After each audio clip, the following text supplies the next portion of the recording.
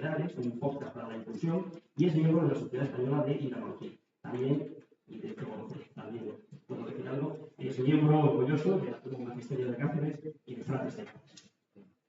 En segundo lugar, pues un habitual de la casa, y como digo, pues un amigo, don Francisco Alfredo Fernández, que nos va a presentar su conferencia La Cruz y la Espada, el acceso de la modalidad caballesca. El excelentísimo señor don Francisco Alfredo Fernández se licenció en Filosofía y Letras, Geografía e Historia en las universidades de Salamanca, Cáceres y Barcelona de Madrid. Cursó los estudios de doctorado en Historia y Filosofía y Pedagogía en la Universidad de Extremadura. Amplió estudios en Turín, en Ecole de Londres, en Oxford, en Cambridge, en St. Andrews, en Bolonia y en Roma. Es mediador civil y mercantil, agente de la propiedad inmobiliaria, asociado y perito tasador judicial. Como historiador, tiene dos campos de estudio, las antigüedades cristianas y las ciencias occidentales de la historia. Es autor de más de una decena de libros entre ensayo, poesía y narrativa, así como de varios centenares de artículos y es colaborador habitual de varios medios de publicación. Como dramaturgo, ha estrenado más de 20 obras en las que ha ganado numerosos premios, entre ellos el Premio Nacional de Teatro Carlos de Santiago y varias nominaciones a los premios Max.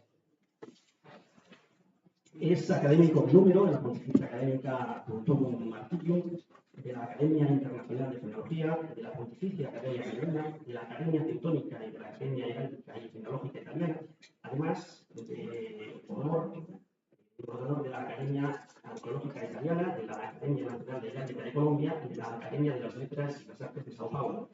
Es miembro de la Comisión Internacional de las Órdenes de Caballería, del Instituto Internacional de Genealogía Heráldica, del Instituto Heráldico y Genealógico Italiano, de la Sociedad Genealógica Italiana, del Instituto Mexicano de Heráldica y Genealogía, el Instituto Heráldico Italiano, el Instituto Genealógico, Heráldico y Lexicológico de Lituania, entre otras instituciones científicas. También es gentil amigo, como he dicho, de los Fratres de Cáceres y colaborador del Foro Fratre en el año 2008. Ya, sin más preámbulos, les dejo a ellos con los que estén preparados. Yo les aplaudo.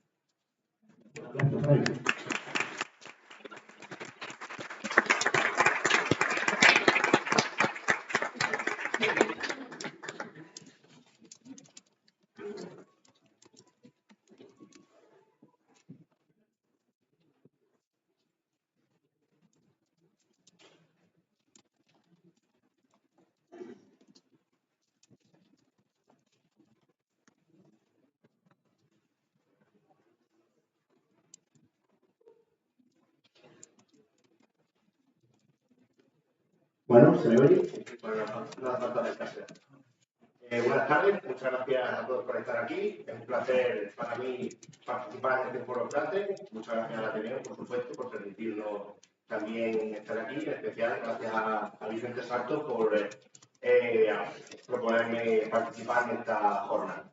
Con mi honor, además, compartirla con Francisco Acedo, que nos une en amistad desde hace años. Bueno, el tema que hoy les voy a traer pretende ser una continuación al tema de Francisco. Las religiones son la base por lo menos de la sociedad occidental y sus conflictos han tenido mucho que ver en la historia de Occidente, tanto como de Oriente. Así que, bueno, básicamente hablaré un poquito de los orígenes de cada religión, de sus bases religiosas y posteriormente de cómo se veían los judíos, cristianos y musulmanes entre ellos, ¿no? Cómo convivían. Empezaremos con el judaísmo, por supuesto, porque es la primera religión del libro, de las denominadas del libro. Basa sus creencias en una serie de escritos sagrados, entre los que el lugar principal lo detentaría la Biblia, ¿no? Está Biblia en griego. Y en hebreo se designa como Tanaj, que Tanakh proviene de un acrónimo, que son las tres iniciales de los tres grupos de texto que conforman la Tanakh, que serían la Torá, Nevi'im y Ketuvim.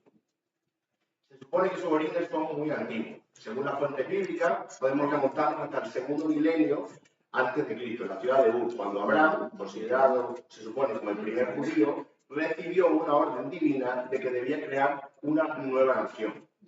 A partir de ese momento, sus sucesores seguirían transmitiendo las enseñanzas de Dios de generación en generación y, por ejemplo, los hijos de Abraham serían los que fundarían las 12 tribus de Israel.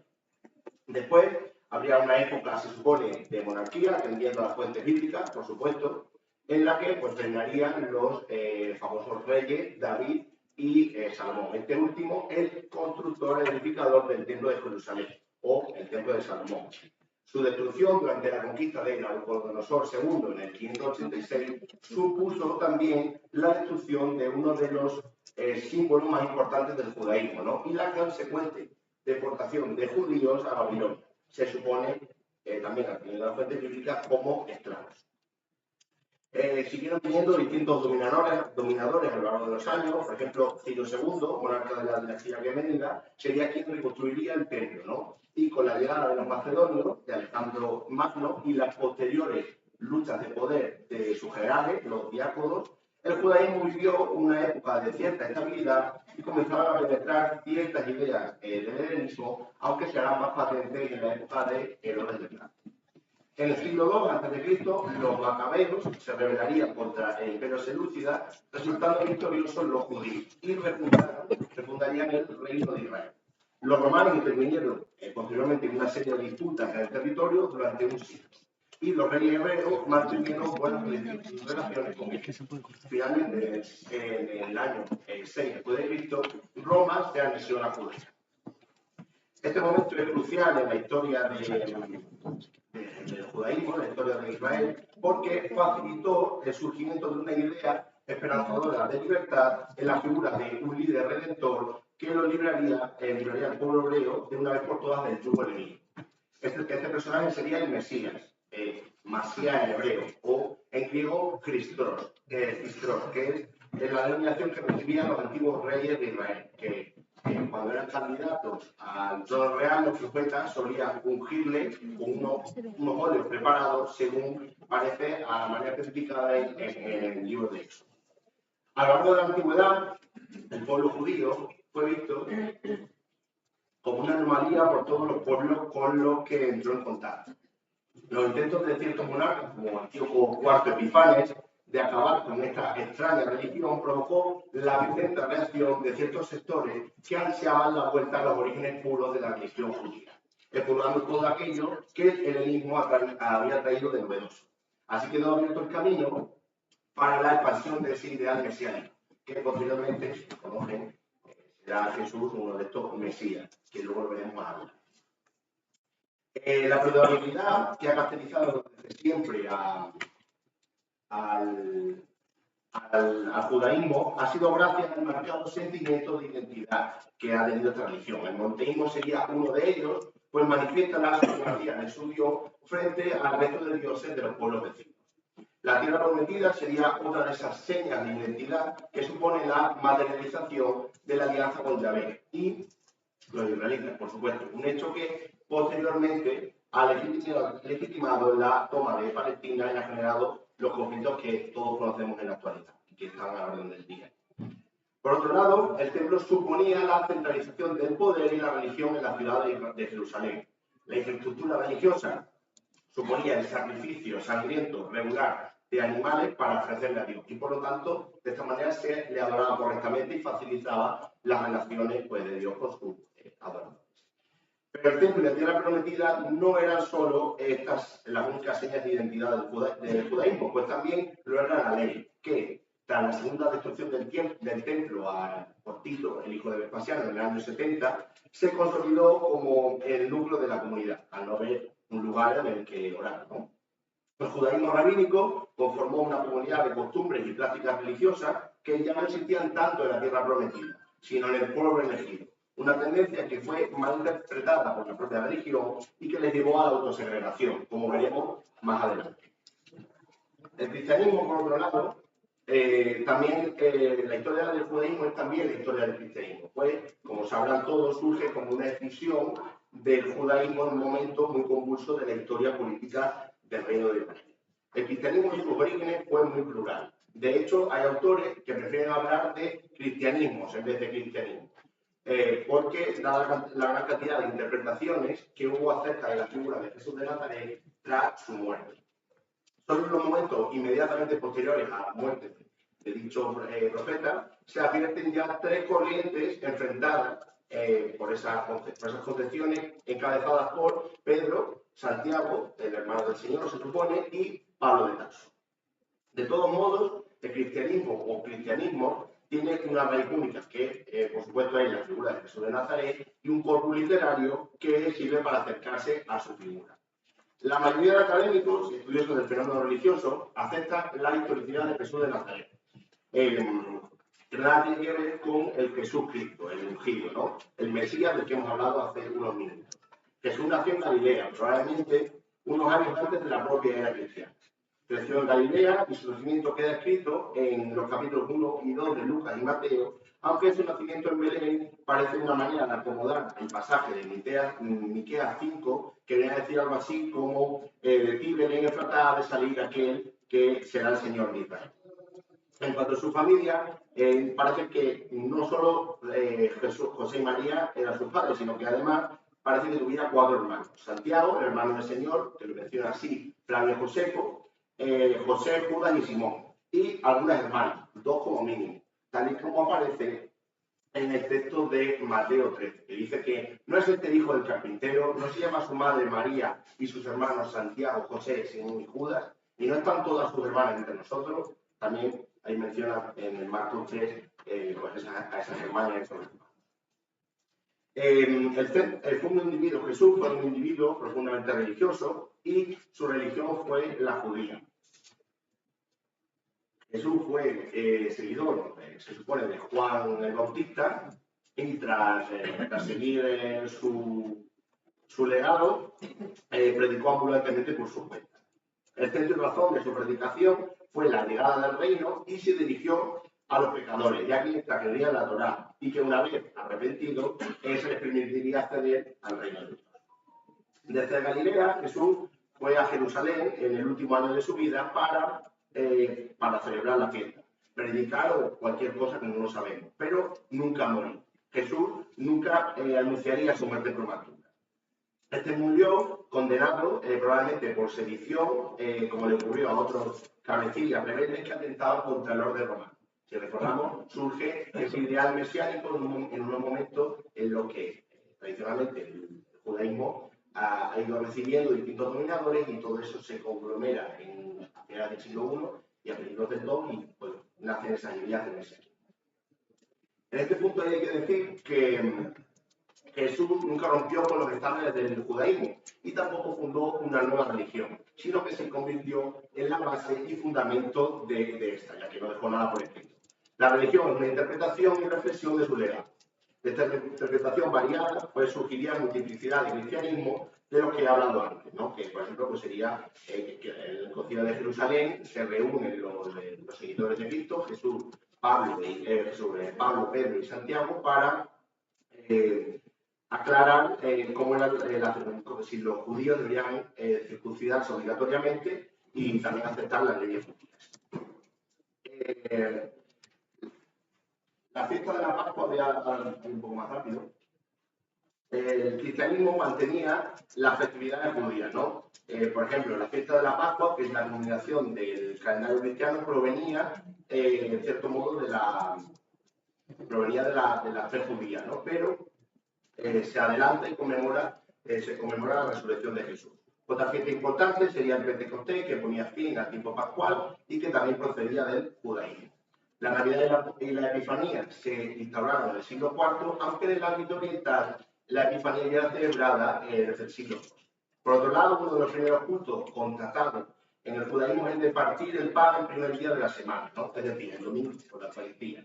En origen era una comida común en la que se tomaba el pan y el vino, imitando el acto de Jesús y también leyendo algunos pasajes de su vida. Además, de la Eucaristía hay testimonios de que se cumplían los ciertos ritos sacramentales, el bautismo, por supuesto, y también la penitencia.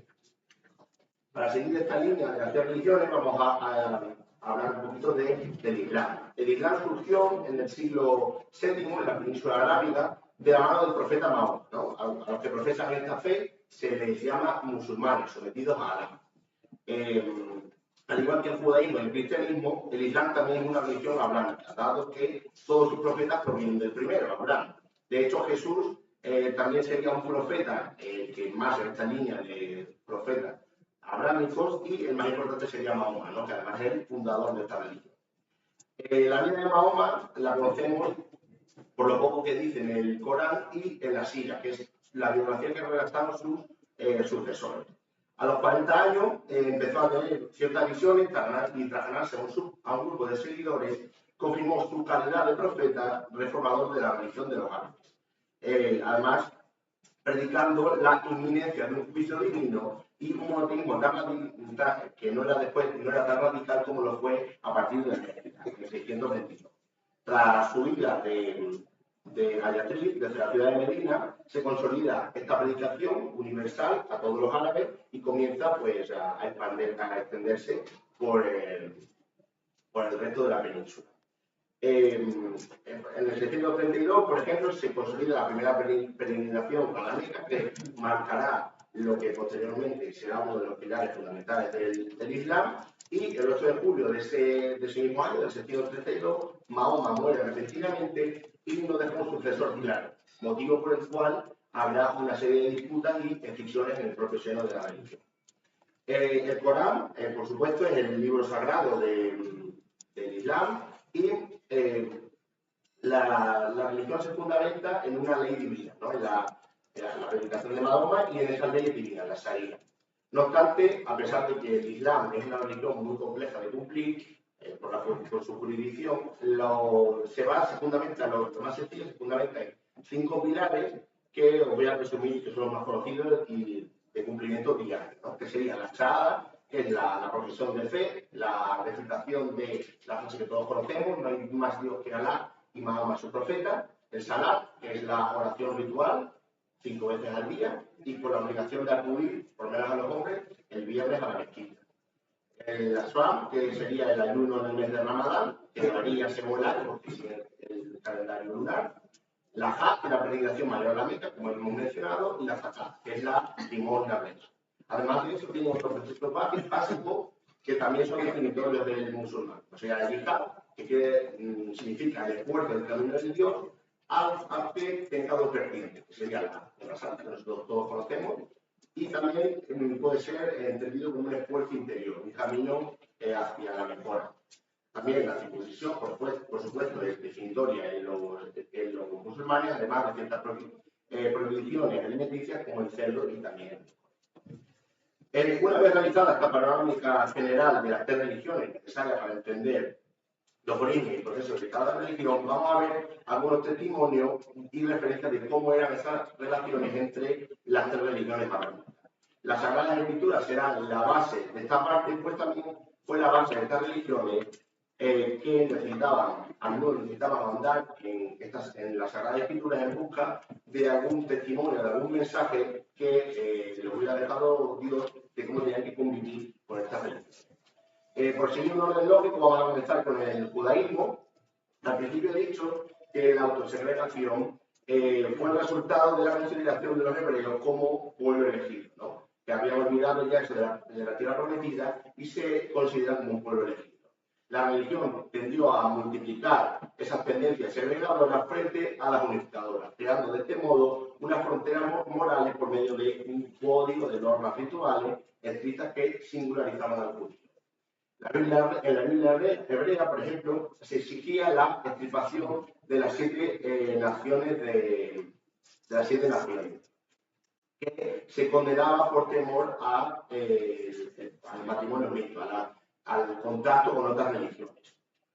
A pesar de ello, en Levítico y en el Deuteronomio se dice que hay que amar a los extranjeros como a uno mismo porque ellos también fueron forasteros en Egipto. Lo curioso de todo esto es que aunque se exija la estimación de las 7 naciones y que no se permitan los matrimonios mixtos, el rey David, por ejemplo, se casó con una mujer moabita, o sea, que no era hebrea y del sí, ¿no? Luego, posteriormente, desde Malaquías, en el siglo V, se dice que los judíos no intercambiaban mujeres, ¿no? Los pueblos no judíos, con los goyim. Incluso, además, Malaquías, en concreto, se especifica que no sean los judíos de la diáspora, no mantengan relaciones los judíos de la diáspora. Desde ese momento, la autosegregación forzada se une para consolidar un abismo cada vez mayor entre judíos y no judíos. La autosegregación, además, por otra parte, conllevó a generar cierta irracionalidad hacia la situación de los judíos. El desconocimiento que generaba su cerrazón social llegó a usarle como una excusa ante ciertas crisis o epidemias, como la epidemia de peste en el medievo, creando de ese modo un antijudaísmo que ya provenía de su consideración como pueblo de Israel, es decir, como el pueblo que asesinó a Cristo, aunque, como hemos dicho, el hecho fue diferente, pues será condenado por el orden de Cristo. En cuanto al cristianismo, en el Nuevo Testamento también contiene ciertos pasajes que podrían ser interpretados como una exhortación a amar al vecino, o al forastero, incluso al enemigo, como es el caso de Lucas 10. Que bueno, pues por no detenerme mucho, dice: amarás al Señor tu Dios con todo tu corazón, con toda tu alma, y toda tu fuerza, y toda tu mente, y al prójimo como a ti mismo. El cristianismo, desde sus orígenes, ya se planteaba cómo había de remediar la relación con la comunidad judía, en la que había aparecido o con la que convivía incluso. El Concilio de Jerusalén sería una respuesta a ese interrogante, ¿no? Pues en Gálatas 2 se indica cómo Pablo reprende a Pedro por su comportamiento con los gentiles, pues dice que si tú, que eres judío, vives como los gentiles y no como los judíos, ¿por qué obligas a los gentiles a judaizar? Son sorprendentes las duras críticas que hace Pablo de Pedro, pues incluso le tilda de hipocresía en los versículos anteriores. Lo curioso de esto es que indica el verbo judaizar, que en ese concepto se refiere a la filiación del creyente gentil, es decir, del creyente no judío, de ese mensaje espiritual dado por Jesús. Con el tiempo, esta expresión y concepción sobre el judaísmo fue un recurso básico para la autodefinición y autocrítica del cristianismo. De una forma más o menos consciente, se fue formando un antijudaísmo por parte de la Iglesia cristiana oficial. Algunos padres de la Iglesia, como Orígenes, estaban en relación, habían aprendido en círculos judíos y, por ejemplo, defendían a esta gente y a los paganos. Pero, en cambio, a partir del siglo II existe un despliegue de literatura antijudía, como en la Carta de Bernabé, y también algunos escritos como el Apologista Mendón de Sangre, que en un texto del siglo VII llegó a calificar a los judíos como a la muerte de Cristo como el asesinato de Dios por parte de Israel. A ello hay que añadir el progresivo alejamiento de los cristianos de las raíces hebreas, debido a la helenización a través del mensaje paulino. Por segundo, los judíos quedarían excluidos de ese imperio sacro y, aunque solo se podía acceder por medio de los sacramentos. El Estado hace suyo los sentimientos antijudíos y materializa una represión por medio de la prohibición de los matrimonios mixtos.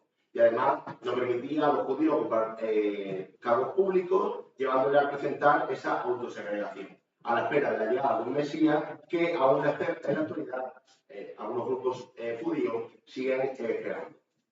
Asimismo, el Corán también podemos encontrar mandatos muy diversos sobre cómo tratar a los vecinos de otras fe. Algunos parecen alentar a la exterminación, dice: matad a los idólatras, en la Sura 9:15. También otros tienen a la tolerancia, dice que Adán es compasivo con ellos, con los infieles, y también indica cierto pluralismo, que siempre segregamos. Dice: no toméis por amigos aliados a quienes recibieron el libro antes que vosotros, judíos y cristianos, ¿no? Los musulmanes poseían un asombroso conocimiento sobre sus vecinos judíos y su tradición que servía para reivindicar la continuidad de la tradición religiosa de ese vecino o vecinos, si consideramos el cristianismo, y su culminación como la verdadera religión de esas tres del libro, aunque haya más religiones del libro. Las relaciones de los judíos con los musulmanes también se deben tener en cuenta y, por ejemplo, si vemos la Sura 204, dice que vosotros que queréis no digáis reina, decid mejor unzurna y prestad atención. Lo curioso de esto es que la palabra reina tiene un doble sentido.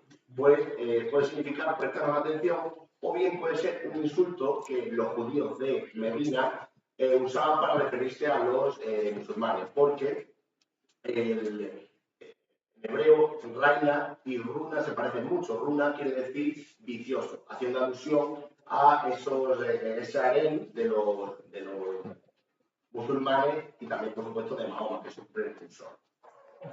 Los musulmanes se fueron expandiendo desde el siglo VII de la península ibérica, se fueron expandiendo. Y el cristianismo la consideraba como una religión carnal, pero también violenta, ¿no? Por su poderío militar. La expansión exitosa del Islam manifestaba su poderío militar y desde el punto de vista cristiano se veía bien como una religión incorrecta que bueno, debía ser posteriormente vencida o que el Dios cristiano estaba enojado con ellos a pesar de ser la religión verdadera, ¿no? Y pues bueno, un poco a la manera también del Dios hebreo que se enfada con sus seguidores. Algunos textos, por ejemplo, como del patriarca Sofronio de Jerusalén, que predicó el día de Navidad del 734, en el momento de conquista por los musulmanes de Jerusalén, decía que tuvieran cuidado porque Dios había enviado a los sabateos impíos como castigo, ¿no? Y que había que corregirse y que si no ocurriría la destrucción final de la cristiandad y de Jerusalén. En la península ibérica todo esto se desarrolla de una manera bastante diferente, se suele hablar de convivencia entre las tres religiones, aunque más bien sea una coexistencia. Se dice en los textos que los judíos, por ejemplo, eran vistos por los cristianos, eran tolerados en sufrir, ¿no? Que aguantaban aquello que convivían con aquello que tenían que convivir, que aguantaban pues un poco lo que no se quiere. Que además se suele decir que pues se contrapone a cómo se convive con estas tres religiones en Europa, que no conviven puerta con puerta en muchas ocasiones. Finalmente, estas ideas, estas confrontaciones entre las tres religiones, sobre todo entre cristianos y musulmanes, facilitó posteriormente, como sabemos, en la cruzada, esa idea de cristiandad unida en contra de una cada vez mayor, un cada vez mayor Islam más fuerte, que era necesario extirpar y que se estaba poniendo cada vez más con mayor problema en la cristiandad. Así es, muchas gracias.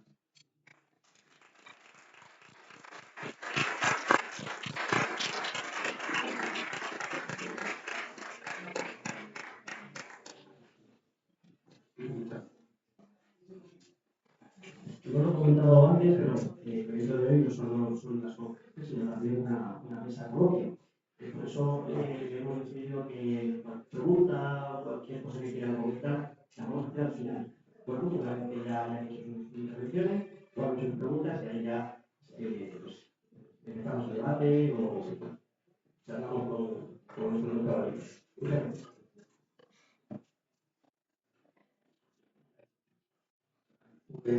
Quería comenzar, lógicamente, agradeciendo a Plácemes de Cáceres, en la persona de su presidente, de Vicente Santos, la gentileza que han tenido al invitarme a participar en este foro. Él ha dicho, y yo lo recuerdo con bastante satisfacción, el primer foro Fratre que realizamos en el 2008 en el principio de la escuela de idiomas, que ya he oído desde entonces.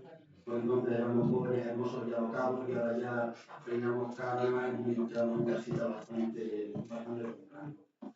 Y agradecer también ha tenido la persona de su presidenta la hospitalidad que siempre nos brinda y nos presta. Gracias a todos por estar aquí y gracias también por haberme precedido y haber hecho esta introducción tan sucinta y tan bonita. Puntualizaré otras cosas, pero si acaso la dejamos para el.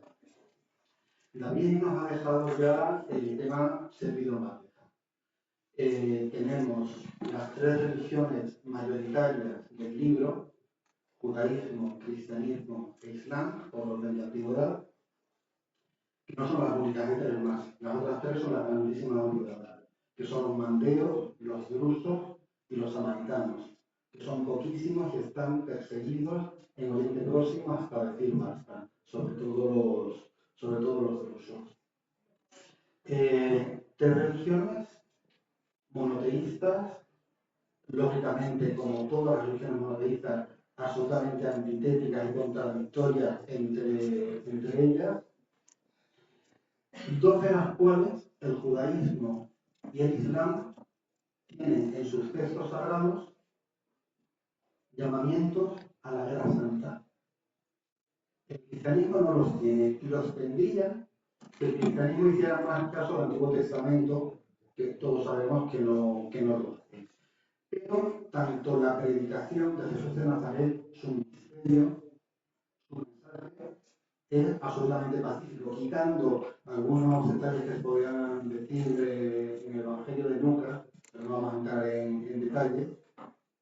La predicación de Jesús es absolutamente pacífica. ¿De dónde nace entonces ese concepto de la caballería cristiana que, desde el punto de vista del siglo XXI, nos puede parecer algo, pues, digamos, ligeramente o bastante incoherente? Por eso he querido que se titulara mi conferencia La cruz y la espada. ¿Dónde se pasa de la cruz, mensaje de paz, a la espada, que es una cruz también, motivo de guerra? Pues vamos a analizarlo, y para analizarlo tenemos que retrotraernos unos siglos. La caballería cristiana va a aparecer en torno a los siglos VIII, X. Vamos a irnos unos cuantos siglos antes al ya moribundo Imperio Romano. En el Imperio Romano, la sociedad se dividía en dos grandes grupos: los liberi, los libres, y los servi, los esclavos. Era la gran división. Dentro de los liberi estaban los ciudadanos o los no ciudadanos de Roma, pero a finales del imperio prácticamente todos los habitantes del Imperio Romano eran ya ciudadanos. Como sabemos, el Imperio de Occidente cae en 476 con Rómulo Augusto, el último emperador. No vamos a entrar en los motivos, en ese cúmulo de circunstancias enormes que conlleva la decadencia del Imperio Romano y a su desintegración, pero uno de los motivos principales es la llegada en distintas oleadas de los llamados pueblos bárbaros, fundamentalmente indoeuropeos y germánicos, visigodos, ostrogodos, vándalos, suevos, alanos, francos, burgundios, frisios, sajones, indoeuropeos y germánicos, otros que no lo serán, como pueden ser, por ejemplo, los hunos o los magiares. ¿De dónde proceden estos pueblos germánicos? Estos pueblos germánicos proceden de lo que son las estepas asiáticas. Son pueblos europeos que han estado allí durante milenios y que por una serie de circunstancias se ven empujados hacia Occidente. Encuentran un imperio romano en plena decadencia y lo conquistan. Se fragmenta, cada uno de estos pueblos se instala en unas provincias distintas del imperio, se convierte en el cristianismo, una conversión en muchos casos bastante superficial. La mayoría se convierten al cristianismo católico, algunos, como los visigodos, se convertirán al cristianismo arriano y se asentarán, como digo, en las provincias romanas, perderán sus lenguas, asimilarán el latín, el bajo latín, como lengua propia y no se mezclarán con poblaciones. Serán una élite en cada uno de estos reinos y será una élite que gobierne. En el Imperio Romano, la sociedad se dividía en liberi y en servi. Entramos en el ámbito de la Europa medieval, donde comienza a desarrollarse el feudalismo, y entre los siglos VIII y X se produce eso que se ha llamado la anarquía feudal, que es el momento de máximo esplendor del feudalismo. Se llama la anarquía feudal porque es una atomización total y absoluta de Europa. Europa se atomiza con feudos, subfeudos. Es el momento en que el feudalismo está en su máxima expresión. Y ahí la sociedad ya se divide de otra manera. Están los veladores, que son los que guerrean, los que hacen la guerra, los oradores, que son los que rezan, y los laboradores, que son los que trabajan. Si nos damos cuenta, este sistema social va a perdurar en Europa hasta entradas las revoluciones liberales, nobleza, clero y tercer estado. Y en algunos lugares, como en Rusia, hasta bien entrado el siglo XX. Pero este sistema que es tan exitoso me refiero por la perduración que tuvo temporal, no arranca en la Edad Media, arranca miles de años antes en las estepas, donde hay una élite guerrera que es la que defiende, hay unos chamanes, unos hechiceros, que son los que cohesionan a la tribu a través de sus historias y que de alguna manera están justificando, están dando una razón de ser a la élite guerrera que gobierna. Y luego hay unos trabajadores que trabajan en la tierra, que tienen su ganado, que son guerreros, que la nobleza tiene el tercer estado, una cosa tan sofisticada, es una sociedad tribal traída por los pueblos germánicos que ha perdurado. Y damos cuenta que estos pueblos germánicos van a ser quienes aporten el cuarto pilar occidente. Occidente se basa en 4 pilares: el pensamiento griego, el derecho romano, la moral judeocristiana y el asamblearismo germánico. Este asamblearismo germánico, estas asambleas que hacían en las estepas y que luego siguieron haciendo ya en Europa, van a hacer las cortes, van a hacer los parlamentos, que son instituciones que van a perdurar durante la Edad Media, la Edad Moderna, y en la Edad Contemporánea se van a convertir en una de las instituciones fundamentales de los estados sociales y democráticos de derecho, tal y como los concebimos. Hecho esta salvedad y visto cómo tenemos esta sociedad feudal, vamos a ver cómo la caballería, cómo se justifica esta idea de la caballería cristiana. ¿Por qué la caballería? La caballería porque los pueblos germánicos luchan y atacan. Sus ejércitos fundamentalmente son a caballo. A diferencia de los ejércitos romanos, donde el peso está en la infantería, en los ejércitos germánicos está todo el peso en la caballería. ¿Quién tiene caballos? Las élites, los nobles. Estos caballos, estos nobles enseñan unos a otros cómo se practican las artes de la lucha, etc. Entonces, en esta Europa feudalizada, atomizada, cada zona feudal necesita tener guerreros a su alrededor para defender su territorio.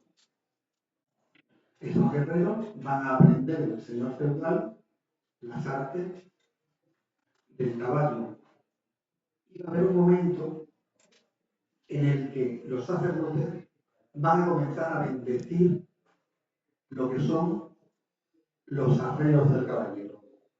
Las espuelas, el cinto, la espada, lo mismo que bendecían los arados, que bendecían los martillos, las herramientas de trabajo.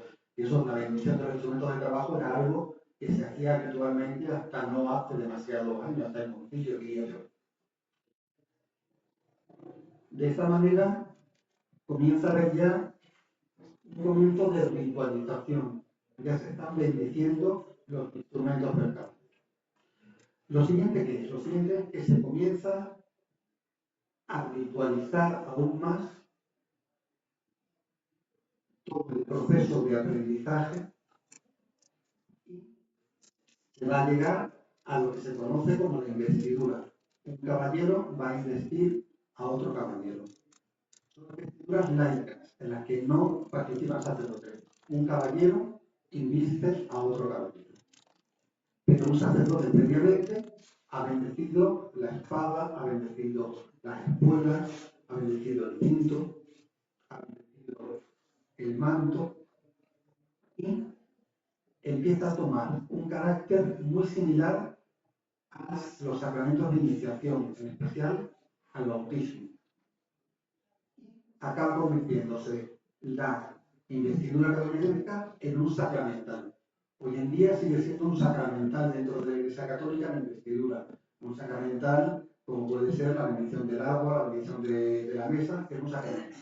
Y se realiza dentro de una ceremonia litúrgica, normalmente una misa o una parte del oficio. Las cosas con esta caballería que ya tiene un cierto carácter sagrado, entramos, salimos, empezamos a salir de esa atomización de los siglos 8, 9, 10, también del comienzo de lo que aquí llamamos reconquista, de la conquista musulmana. Son momentos en los que también están las invasiones de magiares y grupos prebalcanes y preeslavos como los búlgaros que proceden del este. Y aparece un personaje fundamental, Gregorio VII, el Papa, San Gregorio VII, que es quien hace la reforma probablemente más grande de la Iglesia antes de la reforma de Trento, de la contrarreforma. Gregorio VII, por ejemplo, es quien impone el celibato a los sacerdotes. Pues Gregorio VII es quien va a dar ese gran impulso a la caballería, le va a dar el carácter sagrado, se va a ver al caballero como una especie de clero, es decir, tenemos a la nobleza y al clero como que se funde una parte de la nobleza con el clero para dar a estos caballeros, para dar forma a estos caballeros, y ese impulso se va a ver sobre todo porque Gregorio VII va a hacer que vengan a la península ibérica un gran número de caballeros de Europa para luchar contra los musulmanes, ¿a cambio de qué? A cambio de que se deje de celebrar la misa en el rito hispano-visigodo. Es el momento en el que se impone a la fuerza el rito latino, que es el que se sigue utilizando hoy en día, aunque como curiosidad os diré que los anglicanos, que son muy nacionalistas, ellos utilizan el rito hispano-visigodo todavía en su liturgia. Hay un impulso de esta manera en la conquista cristiana. Pero sucesor de Gregorio VII, Urbano II, convoca el concilio de Clermont. En el concilio de Clermont llama a la primera cruzada. Es el momento en el que hay que liberar a la Tierra Santa de los sarracenos. Y dice la famosa frase, Deus lo vult, Dios lo quiere. Y una enorme cantidad de caballeros pertenecientes a la baja nobleza de Europa se lanza hacia las cruzadas, con bastantes miembros de la alta nobleza. Por ejemplo, la cabeza de la primera cruzada será Godofredo de Bouillon, que era el duque de Lorena, y después rey de Jerusalén. Los cruzados consiguen exitosamente en el año 1099 conquistar Jerusalén, la ciudad sagrada de las tres religiones, y ese hecho es una verdadera matanza. Es tremendo, las crónicas son horribles. Los cruzados eran incapaces de distinguir musulmanes, de judíos, de cristianos orientales, y cuentan las crónicas que hay una matanza tremenda. El primero que sube a las murallas del señor de Molé, Tomás de Molé, que después de haber matado a cientos de personas, llega delante del Santo Sepulcro, se emociona y llora como un niño. Eso a nosotros hoy en día nos parece algo que no cuadra. Pero como todos sabemos, no podemos juzgar esos pasados con mentalidades presentes. En aquel momento, la cruz y la espada iban unidas.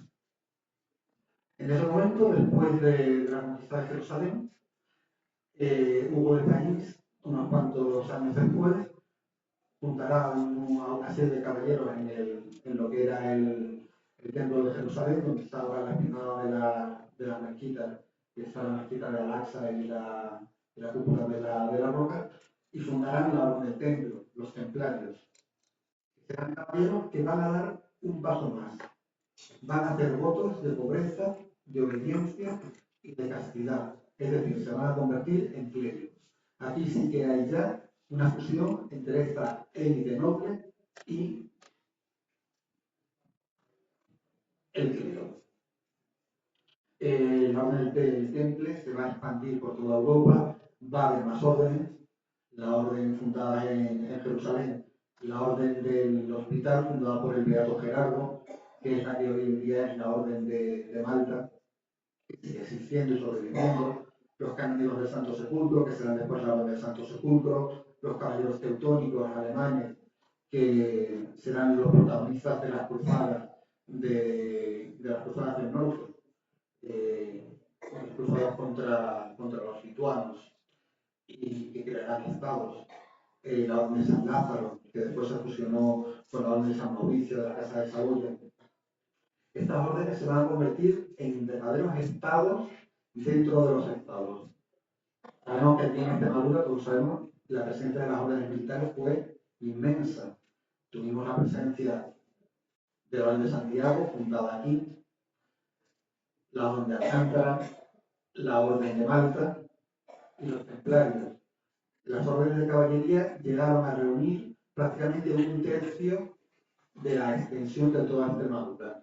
Esto, multiplicámoslo en toda Europa por las distintas órdenes militares, el poder que tenían, la capacidad económica, el control era tremendo. Todos sabemos que la orden templaria, la caballería de mala manera a partir de Felipe IV, en otros lugares en Portugal se convertiría en la orden de Cristo, en Aragón se convertiría en la orden de Montesa. Pero bueno, esta sería la segunda fase de la caballería. La primera fase de la caballería cristiana serían los caballeros que están al lado de los señores feudales, que reciben una investidura, pero que no tienen ninguna especie de ligazón entre ellos.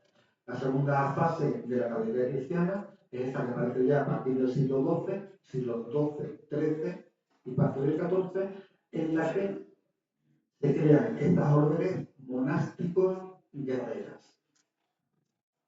Seguimos evolucionando, seguimos avanzando en la Edad Media y aparece la época de los cortesanos, aparece la época de los juglares, aparece un refinamiento que no cuadra muy bien con este espíritu caballeresco bastante tosco y bastante austero, y empieza a comenzar a aparecer una nueva idea de caballería. Es la caballería galante, la caballería cortés, la caballería cortesana, la que aparece al lado de los reyes. Los reyes tienen a su alrededor a la alta nobleza, y esta alta nobleza quiere pertenecer a la caballería por una cuestión de prestigio, pero no les interesa pertenecer a las órdenes monásticas. A estas órdenes monásticas mandan a sus hijos bastardos, mandan a sus segundos hijos, y aquí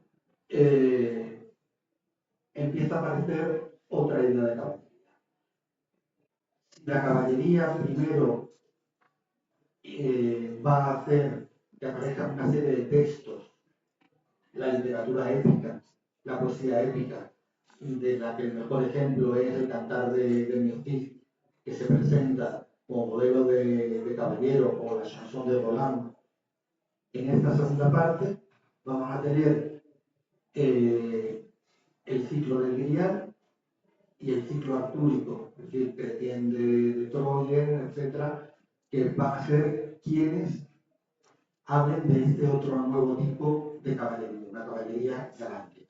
Para esto, los soberanos crean una serie de órdenes cortesanas que lo van haciendo órdenes monásticas.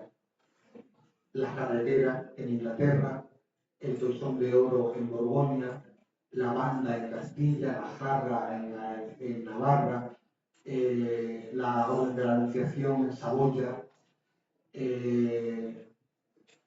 la orden de San Huberto en Bar, que son órdenes que en muchos casos van a durar hasta hoy. Y aquí vamos a ver también cómo la caballería va a servir en esos finales de la Edad Media para el ascenso social dentro de la pequeña nobleza. La pequeña nobleza quiere entrar en la caballería para subir un grado más, para tener un escudo, para poder acceder a ciertos puestos, pero no todos se lo pueden permitir. Entonces algunos se quedan en el camino y son simplemente escuderos. Al final, caballeros y escuderos acabarán configurando dos de los estamentos más bajos de la pequeña nobleza. Aquí en Cáceres, por ejemplo, en el siglo XV, vemos que en el momento en el que se hace de Isabel y Fernando hacen la insaculación para sacar a los regidores de la ciudad, tenemos a familias de caballeros y a familias de escuderos. Era algo que existía en toda Europa. Esta literatura va a proponer un tipo de caballero, el ideal caballeresco. Todavía hoy, cuando alguien presenta una cierta manera o tiene unos ciertos hábitos, decimos que es un caballero. ¿Qué era un caballero? Un caballero tenía que tener honor, tenía que ser una persona justa, tenía que ser una persona mesurada, tenía que defender a los débiles, tenía que defender la justicia. Y todo esto, nos damos cuenta, estamos hablando del siglo XV, por ejemplo, en España, el mejor ejemplo de este tipo de literatura caballeresca son las coplas a la muerte de su padre, de Jorge Manrique, donde expone todas las virtudes caballerescas de su padre, el maestre Rodrigo Manrique de la Orden de Santiago. Y tenemos cuenta cómo un siglo y poco después, comenzó el siglo XVII, cuando se escribe el Quijote, Cervantes escribe el Quijote caricaturizando al caballero y todas esas virtudes que supuestamente tenía que tener un caballero. Ya se había convertido en algo desfasado, pasado de moda. Las órdenes militares ya a partir del siglo XVI aquí en la península se dedican a administrar grandes extensiones de terreno y de ganado y de industria, y digamos que la caballería se va a convertir en algo que da prestigio, era una orden, pero ya no tiene nada que ver con la guerra, con la lucha, y eso va a ser luego el origen, después ya en los siglos XIX y XX, de lo que hoy en día son las órdenes de mérito, como Isabel la Católica, el mérito civil, o la Legión de Honor Francesa, la orden del mérito a la República Italiana, y de esta manera, digamos que el gran momento de la caballería pues termina a finales del siglo XV, comienzos del siglo XVI. Y hoy en día siguen existiendo las órdenes de caballería, pero son simplemente fósiles. Son instituciones que han perdurado y que prácticamente, quitando algunas, como por ejemplo la Orden de Malta, que es prácticamente un Estado sin territorio, que tiene presencia en conflictos internacionales, que tiene hospitales y demás, pues la mayoría son, digamos, que clubes selectos que se dedican un poco a las relaciones sociales y a la actividad.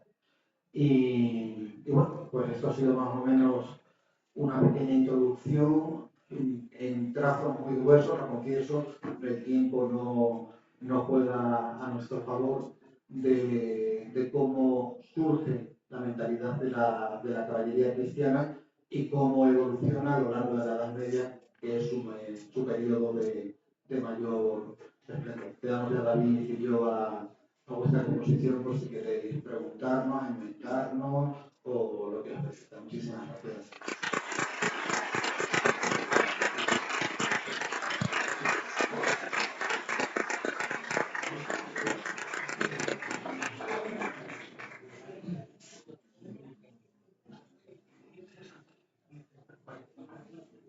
Muchísimas gracias. Estos caballeros de motivos se merecen ese aplauso y mucho más por la material que nos han traído hoy. Como dije antes, podemos hacer ahora nuestras rutas, usar la coloquio o comentar cualquier cosa. Si alguno quiere romper el hielo y dejar primero, pues puede pedir el micrófono y si no,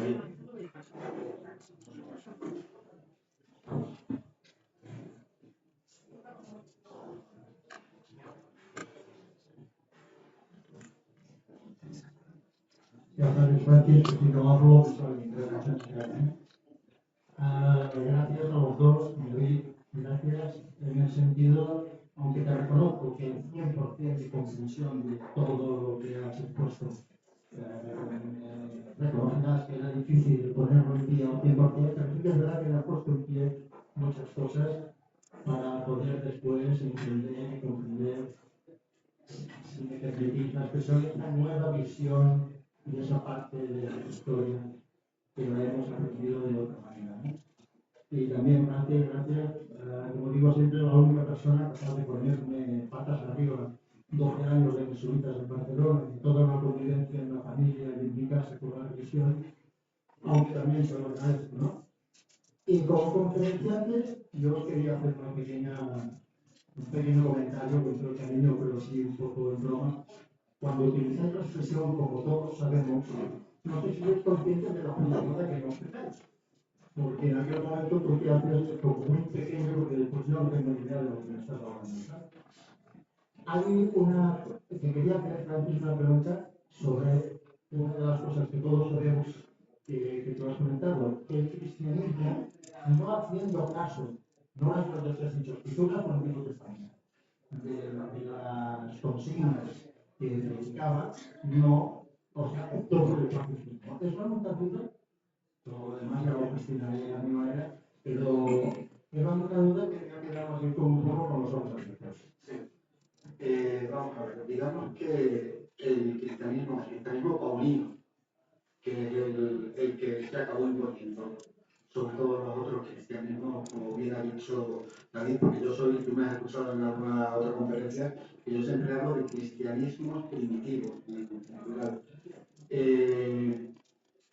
Hay cristianismos primitivos que rechazan totalmente el Antiguo Testamento. No vamos a entrar en demasiado detalle. Pero el cristianismo paulino, el que se impone, acepta el Antiguo Testamento. Y, de hecho, las Biblias cristianas tienen Antiguo Testamento y Nuevo Testamento. ¿Por qué aceptan el Antiguo Testamento? En primer lugar, por encontrar una justificación, una continuidad de Jesús es el Mesías, el Cristo, que estaba prometido desde David. Y justifica de esa manera esta hilazón. Pero hay otro motivo, además, que es un motivo de supervivencia. Los primeros cristianos tenían que sobrevivir bastante. Dependiendo de las épocas, el cristianismo durante el Imperio Romano tiene las famosísimas persecuciones, que fueron en momentos muy concretos. En los momentos en los que no hubo persecuciones, pues digamos que vivían relativamente bien, pero a escondidas por cierto.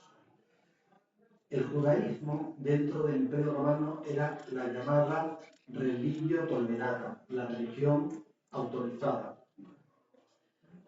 Y los judíos, ¿por qué? Porque los romanos, pero también los egipcios, los fenicios, sentían veneración por la supuesta antigüedad que tenía el Antiguo Testamento. Ellos entendían que era una religión antiquísima, cuando en realidad los textos más antiguos son del siglo VIII antes de la era común, y la mayoría de ellos compuestos en torno al siglo V. De esa manera, ellos se asimilaban, porque les interesaba, a esa permisividad que tenían los judíos de practicar su religión en el Imperio Romano. De hecho, la famosa perícopa cuando le enseña a Jesús la moneda y le dice la famosa respuesta de da al César lo que es del César, que Dios lo que es de Dios, esa moneda es por la que se pagaba el impuesto de capitación. Los judíos, para poder practicar su religión, tenían que pagar un didracma anual. Dicho todo esto, el cristianismo no hace en ningún caso, sobre todo al Deuteronomio, que es donde están las alusiones a la Guerra Santa, y sobre todo en el final del Deuteronomio, en Jueces y en Josué y Jueces, por orden, que es cuando se produce la Guerra Santa. Cuando hay todo esto, lógicamente, es mítico, es legendario. No se puede probar absolutamente nada de la Biblia anterior al rey David. Y David Salmón, los que estuvisteis en el ciclo que estuvimos hablando sobre el Antiguo y Nuevo Testamento, os acordáis que hicimos una proyección de cómo se fueron escribiendo los libros de Reyes y de Samuel con proyecciones desde el pasado hacia atrás, cómo se proyectaba en cada momento. Entonces, esas partes del cristianismo no las toman, porque de hecho Jesús piensa, y sus discípulos, que el reino de Dios va a venir de la mano de Dios, no va a venir por una conquista, por eso es un movimiento pacífico. Jesús no dice en ningún momento que se coja la espada para conseguir que llegue el reino de Dios, no. El reino de Dios llegará ¿cómo? Pues de la misma manera que la Tierra Santa llegó supuestamente a los hebreos de aquella época. Que yo creo que es el pasaje que todo el mundo recuerda del libro de Josué. ¿Cómo se conquista Jericó? Dan 7 vueltas a la ciudad, hacen sonar las trompetas y ya ve que hace. Derrumban inmediatamente la muralla. Con Gedeón fulmina Yahvé a los ejércitos enemigos. Pues eso es lo que piensan. Acordados Juan y Santiago cuando dicen, Señor, manda un ejército de ángeles contra. Y ellos piensan que el cielo se va a abrir, que van a venir y que va a ser. Que en cualquier caso la apocalíptica cristiana a través del y la escatología a través del apocalipsis es así como se cree que llegará al final de los tiempos. Por lo cual, en resumidas cuentas, el cristianismo es un movimiento, una religión pacífica en su origen y en su doctrina. Otra cosa es que, desgraciadamente, durante siglos, a partir del siglo IV, cuando se convierte en religión oficial del imperio, el cristianismo haya servido como excusa para declarar guerra. Aquí hemos tenido una guerra civil que fue declarada cruzada, santa cruzada. Tenemos unos Estados Unidos que siguen declarando la guerra en nombre de Dios. Pero eso, digamos que dentro del espíritu cristiano no entra. O de lo que la mayoría de los cristianos entienden que es el espíritu cristiano y la doctrina cristiana. Otra cosa es que luego ya pues, se haya utilizado. No hablemos ya de Islam y de judaísmo, porque ahí sí tenemos claro que hay guerra santa. Tenemos muy claro. Esta mañana lo que en una entrevista que me he hecho en la radio sobre esto de esta tarde.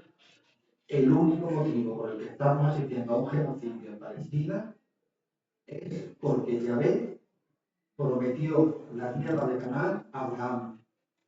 Los israelíes no tienen ningún otro motivo para hacer lo que se hace. Es una tierra en la que hay sitio para toda la gente que vive, incluso más. Pero no. Y parece mentira que en el siglo XXI un versículo del libro de Génesis siga todavía creando el sufrimiento que está ahí.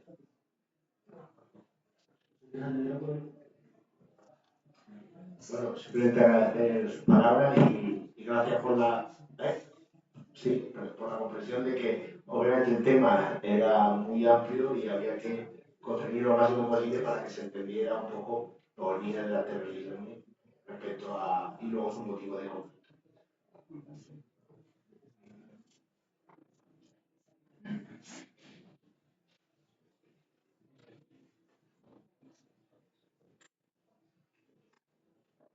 Bueno, sí. Muchísimas gracias, doctor. Muy interesante la charla. Espero que no se diga mucho, que esta es una cosa que me ha llamado muchísimo la atención que has dicho, de que la estructura heredada de unos pueblos nómadas, de que guerreros y trabajadores fueron que dieron lugar a la condición social que todos conocemos de la Edad Media. Y entiendo que la estructura nómada que hay en estos pueblos era propiamente autárquica, de autosuficiencia, y mantener la población con los mismos recursos. Y cuando se empiezan a desarrollar las sociedades urbanas, va apareciendo el comercio, y aparece un nuevo tipo de riqueza y un nuevo tipo de poder, ¿de qué manera empieza a afectar el comercio y la riqueza a los caballeros? ¿Cómo se van adaptando a que el comercio sea cada vez más importante, que los comerciantes se quieran ennoblecer y que al mismo tiempo las órdenes militares y los propios caballeros quieran ser partícipes de ese comercio y lucrarse de esa misma manera? Porque al fin y al cabo están haciendo una promesa de no trabajar, pero van viendo que en la sociedad, como va avanzando Europa, el trabajo abre unas oportunidades de prosperar, que estaba abriendo la guerra hasta entonces. No sé si podría decir algo de cómo esa transición de una mentalidad más autárquica a una comercial en esa estructura de tal. Bueno, te respondo primero a... Pues gracias. Son dos cuestiones distintas. Una, el que procedan de las estepas no quiere decir que fueran pueblos nómadas durante todo el tiempo. Si estamos hablando de pueblos que durante miles de años han ido dejando una serie de restos, pero estaban más o menos situados en lugares concretos de las estepas. Desgraciadamente, por el contexto geopolítico de los países donde están estas regiones, no se han podido hacer excavaciones, digamos, lo suficientemente amplias como para que podamos tener un panorama. Pero desde luego, cuando los pueblos germánicos llegaban aquí, ya el único movimiento normal que han tenido ha sido de su último establecimiento hasta Occidente, porque traen ya una cultura propia. Ellos traen un arte propio, una siderurgia propia, una serie de cosas, traen adelantos incluso. El estribo, que en Occidente no se conocía. Son pueblos que están muy avanzados, que eran agricultores, que eran ganaderos y que llegan. En algunos casos incluso son pueblos letrados, que conocen, que tienen alfabetos. De esa manera, cuando ellos llegan aquí, y sobre todo las élites, están, lo único que hacen es adaptarse. Se van adaptando a las situaciones sociales que hay, se impone, y ellos no es que impongan la sociedad, es que el tipo de sociedad que ellos van a traer va a ser la que haga que se dividan esas tres. ¿En Roma había clero? No, no había clero, había sacerdotes. Pero no era un clero específico. Es decir, Julio César, porque todos sabemos que era el pontífice máximo, y luego todos los emperadores van a serlo.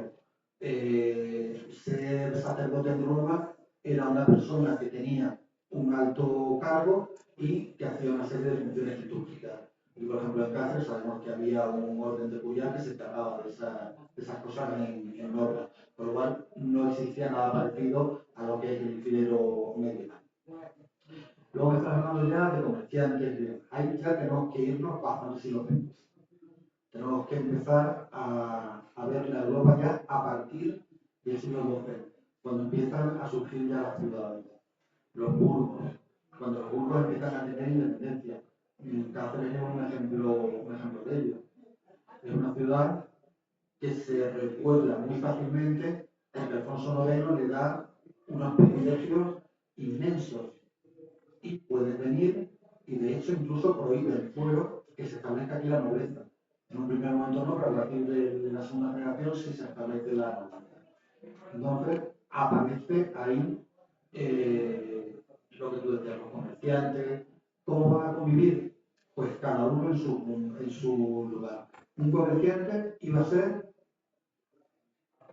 tercer estado, laboratorios. Lo mismo que podía serlo que podía ser alguien que arase la tierra o un paso. No había ninguna diferencia. Y un noble, aunque tuviera un noble pequeño, aunque tuviera el comerciante de mejor posición económica, lo veía como alguien. ¿Algunos de estos comerciantes ascienden? Sí. Es decir, el sistema estamental no es un sistema intercambiable. No son las castas hindúes donde no hay ningún tipo de cambio.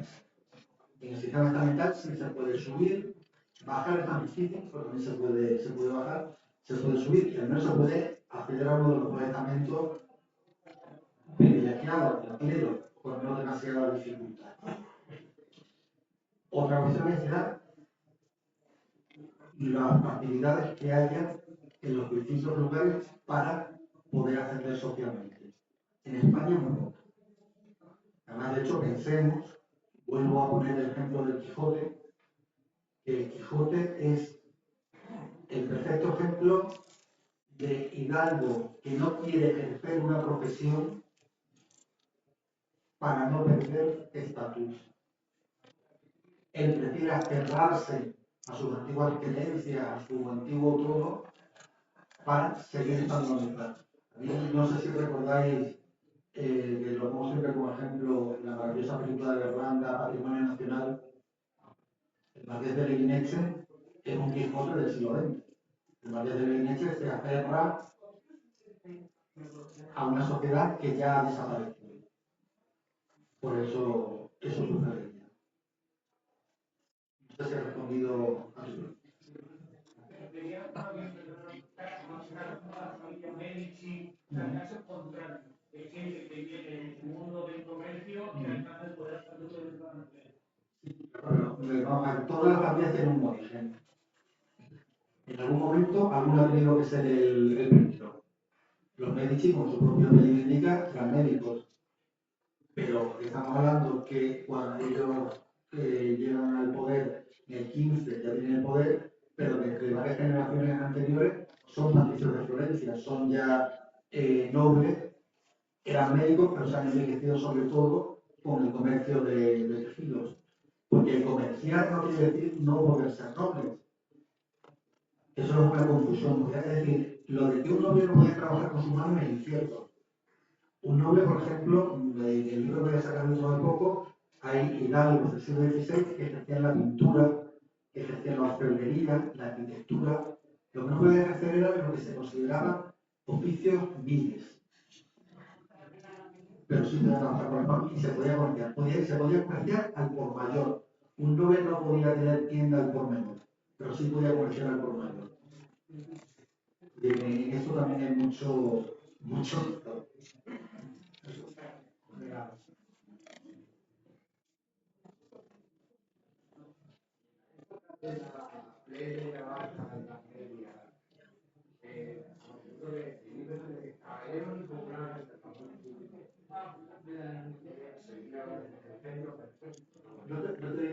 te digo el libro, perdona. El libro de la sí, el libro de la calle de Raimundo Lulio. Es como un ejemplo perfecto de lo que es caballero de la caballero tiene que estar dotado de global, era la gente y todas las cuatro capitales. Una de ellas, era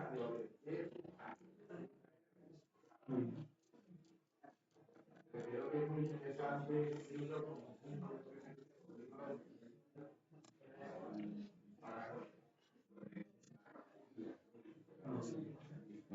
sí, sí, se lo es.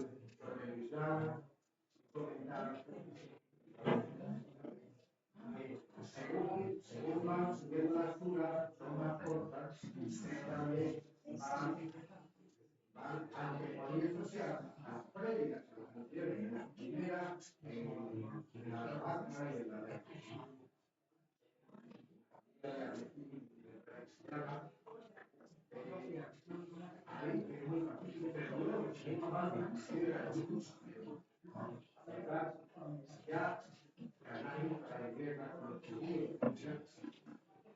todas las primeras, cada parte del programa, queda combinado con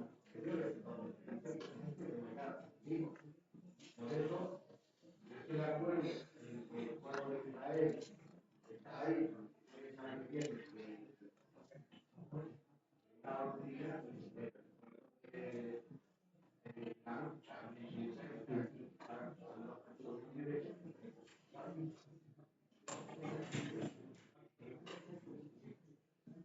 sí, gracias. Lo primero, sí, el libro de Raimundo Lulio, de Raymond Llull, es realmente uno de los referentes. Por eso me he referido que hubo distintos momentos en esta literatura, porque no he podido citar a todos, pero además está muy bien porque él también introduce el pensamiento aristotélico y es realmente interesante. En cuanto a lo segundo que has dicho, no hay que olvidar que el Islam en origen tiene el origen en un cristianismo excéntrico, en un judeocristianismo excéntrico, del que no conocemos textos, podemos intuir a través del Corán algunos textos, porque no solo es un judeocristianismo, es decir, que lógicamente niega la divinidad de Cristo, Jesús es un simple profeta, pero también tiene algunos aspectos gnósticos. Es un cristianismo que no conocemos, que ojalá que apareciera en algún momento algún otro texto donde podamos verlo. Y una cosa que no he dicho y que tiene bastante influencia a la hora de, sobre todo de las órdenes de caballería en el Próximo Oriente, son los ribats musulmanes o las rábitas. Eran monasterios donde se reunían los moravitos. Los moravitos eran unos señores que estudiaban el Corán y se dedicaban a la guerra, a guerrear, a la guerra santa. Jerusalén, Tierra Santa, había muchísimos ribas, sabemos de ellos, y es probable que los primeros caballeros que se convierten en monjes vieran de alguna manera el ejemplo de estos ribas. La península ibérica también los hubo. Y de hecho, el propio nombre, o sea, la toponimia, nos ha dado un montón de ejemplos. Las Rábidas, San Carlos de la Rábita, Algávida en Portugal, incluso el Rabat, la capital de Marruecos, se llama así porque de origen fue un ribat, uno de estos monasterios.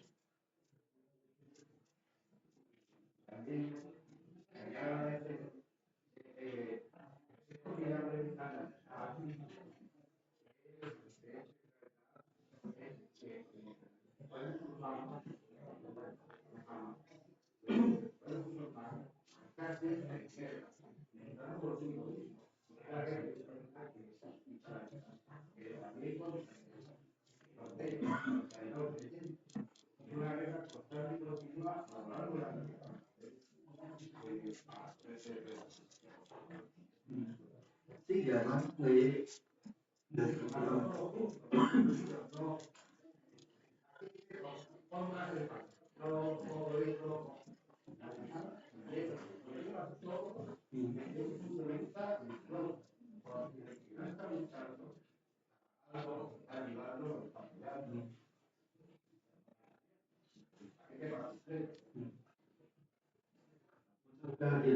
tema de Jerusalén, que lo ha tocado un poco David y que tú lo has tocado también ahora, Jerusalén, ¿por qué es santo para los musulmanes? Es decir, ¿por qué hay tantísima fijación con esa ciudad?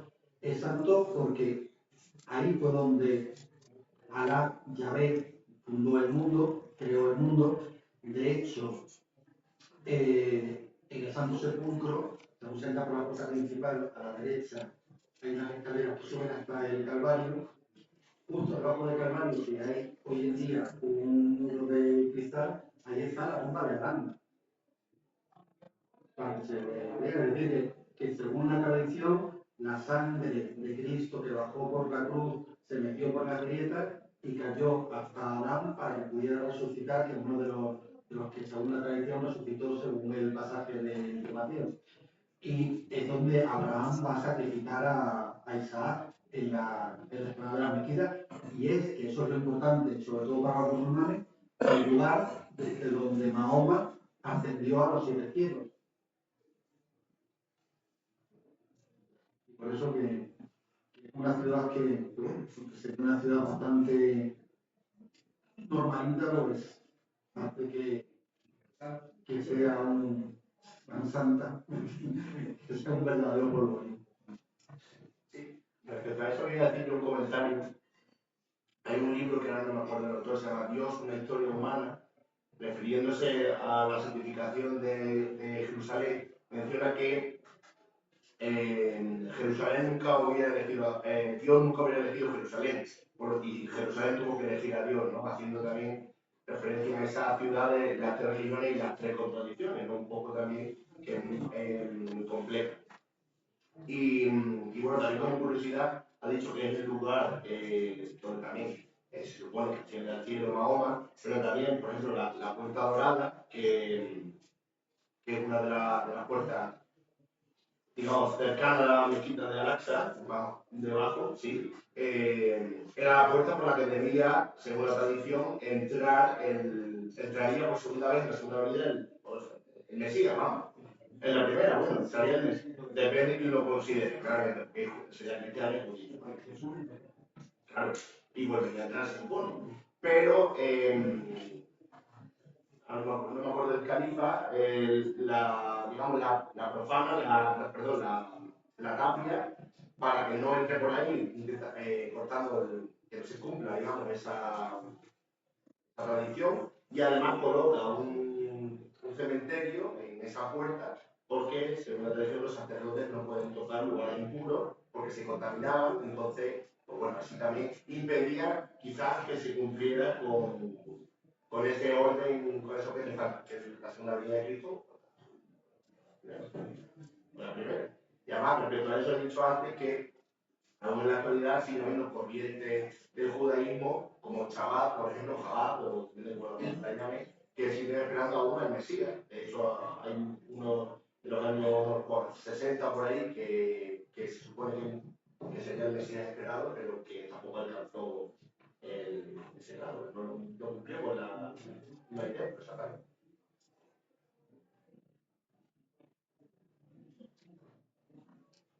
¿Más preguntas?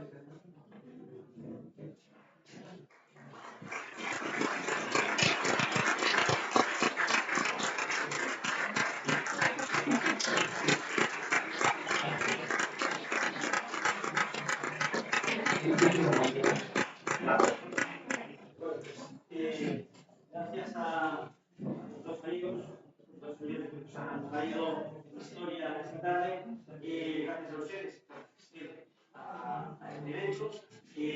Los padres de Cáceres es tradición que allí donde vamos y nos quieren, se lo agradecemos. Y normalmente en estos eventos siempre llevamos una placa o un diploma de reconocimiento a los participantes, pero yo sé que los amigos ya tienen mucho. Entonces, les hemos traído solo una cosa que no tiene, que pueden poner de pie. Vamos a traer la camiseta de los Cáceres.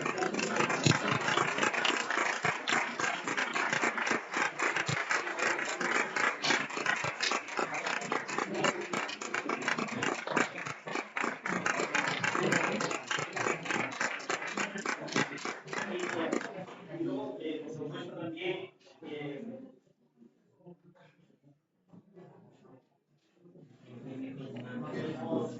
pasar la oportunidad sin agradecer a la Ateneo la oportunidad que nos han dado para poder hacer este evento y aprovechando que tenemos aquí a la señora presidenta de la Ateneo, si tienes la bondad, María, tenemos a ver como serio.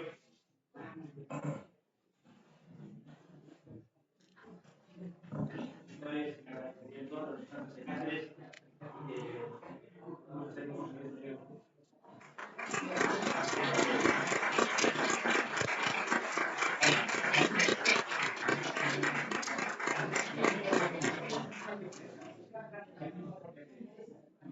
Sí, vamos a hacer un poco de